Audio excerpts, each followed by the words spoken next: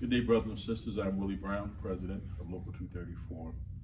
I have a brief update of what's going on around the property. But before we get started, I would like to ask you to bow your heads, take a moment of silence out of respect for our brothers and sisters who we've lost the last year, especially those who lost to the virus.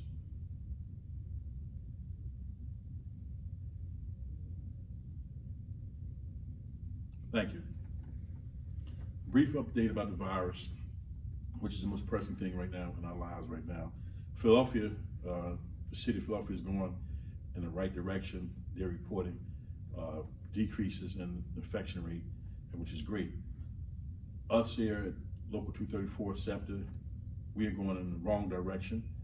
We went from 2 weeks ago, last video, I think I reported that we had like 356 positive tests. We now have 519 positive tests, 2 deaths, which occurred last week and a half. And when our hearts go out to those families who lost their members into the depots, which is Comedy Depot, we really feel for the sisters and brothers there and for the families of the people who were lost.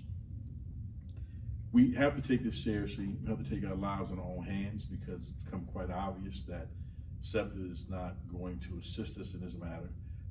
SEPTA is acting as if the pandemic is over, that we're out of harm's way. Nothing can be further from the truth. I read an article yesterday that said in this country right now, when it comes to the infection rate, that we have a positive test every 6 seconds in this country, and that we have a death in this country every 8 minutes. You have certain parts of the country right now where they are not taking people to the hospitals if the oxygen levels is low. So, they decide who lives and who dies. So we're in hard times right now. When it comes to 234, we have to figure out what can we do to try to stop the infection rate. And one of the things we do, we're in a conversation with SEPTA, and we're fighting them, and we have a law firm that we engage to try to force them to do the right things. SEPTA's not doing the proper contact tracing. No matter how many times they tell you they aren't.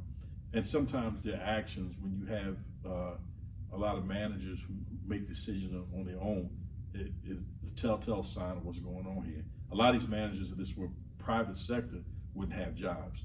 SEPTA is in a position, they let too many people put their egos in the way, and it's starting to affect the safety of our membership. Let's give you a quick story of what just happened not too long ago. You can read, it's in the Sun magazine. Also, we had the guy did a story, it was in the Inquirer. One of our members who had not been out sick in over 25 years, had not been to sick boat. When the virus first started hitting hot and heavy last March, April, he went out sick because he contacted the virus himself. So he went out, he had a pretty rough time of it. He recuperated, came back to work. About a month and a half to 2 months ago, he was around another employee who tests positive. Now, we're fighting SEPTA on how they're trying to implement their policy. We think they're wrong. We think it's selfish. We think it's dangerous where they're doing this. But what they did was their own policy says if you have to be quarantined a second time, and if the quarantine is as a result of you testing positive or you being around somebody on the job and being job related, that they will pay you a second time. Well, this individual who was around someone notified SEPTA and they quarantined them. They let a whole month go by. Then they decided to do some contact tracing. So they went to the individual who had the positive test and asked him if this group of people was around him. I guess they intimidated him. He got nervous, didn't remember, whatever. He said that, I don't remember, I don't know if this person was around me or not. So we went back to the individual, called them on the phone, and he said, a month ago you were quarantined because you were around this employee, he said he does not remember being around you, so we're not going to pay you. Well, this individual takes his phone out and says, look, here's my phone. Here's a text message from the individual who tests positive. On the very day he tests positive, he notified me and 2 other people that said, you need to get checked because I just test positive. That's proof that he was around the individual. SEPTA decided they're not going to pay him. So they're going to make us fight it, and we're going to fight him. But remember what I just said, worse than that, what I just said to you, they called him at home. And there was a reason they called him at home. They called him at home because he was not working at the time, because his father had just passed away from COVID-19, and he was home planning a funeral. They couldn't get this man the common decency or courtesy to say, we'll wait for you to return to work and discuss this with you. They called him in the middle of him planning a funeral for his father to tell him the nonsense they weren't going to pay him. Now, when you go back and and listen to what I just said to you. That whole month that went by, how many people could have been infected in that month? How many members could have come in contact with each other and spread that around the property? So when you go from 356 to 519 in a 2-week span of time, how many people test positive as a result of that?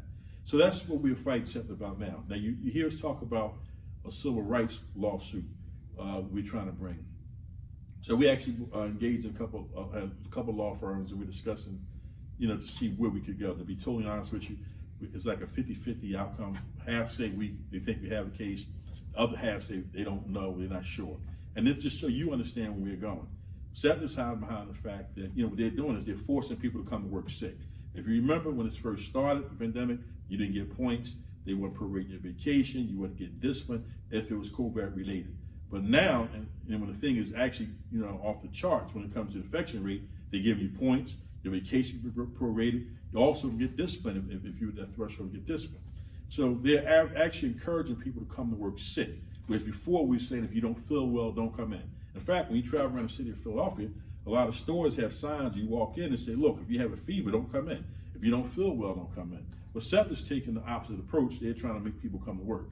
So now people have to decide whether they're going to stay home if they don't feel well, or come to work, infect everybody else, and lose their job. So they have a big fight going on. So this lawsuit we're looking at, we're saying, even if they hide behind the law, which says if something happens to your job, you can get workman's comp, what about your families?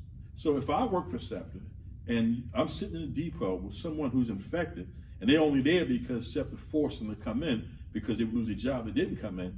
If I contact the virus from them, what about when I go to my home and give it to, say, my wife or my mother or my child or grandchild? What about when you go out on the street after sitting in the depot picking your run up, you came in contact with someone who had the virus, and now you're taking out the spread and running around in public? Remember, once you get on that vehicle, you're closed in. That vehicle now becomes the iron coffin. We don't want to catch it from the ride in public, just like the ride in public don't want to catch it from us. So we have the law firm looking at it, trying to see if there's a civil rights violation of, say, your wife or your child or whomever, that they're putting them in harm's way. So I'll have you updated with that in a couple of weeks when we decide exactly what we're going to do.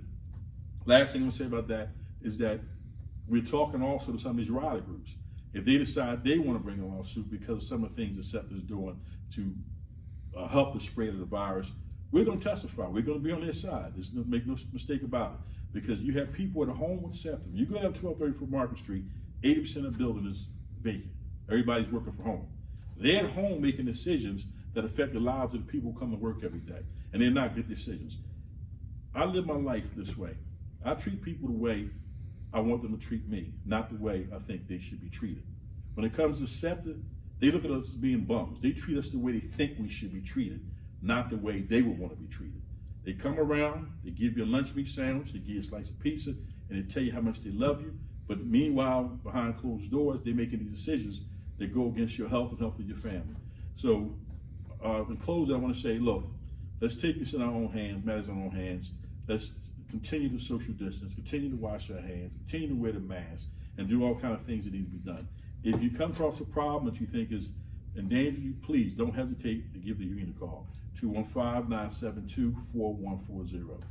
You can leave a message for your staff person. Everybody has a phone, which has answer service connected to it. If you don't get a call back in a couple of days, feel free to call Brian Pollock or myself on the same number, leave us a message, and I'll make sure that your problem is taken care of. Okay, be safe. Happy New Year. God bless. Good night.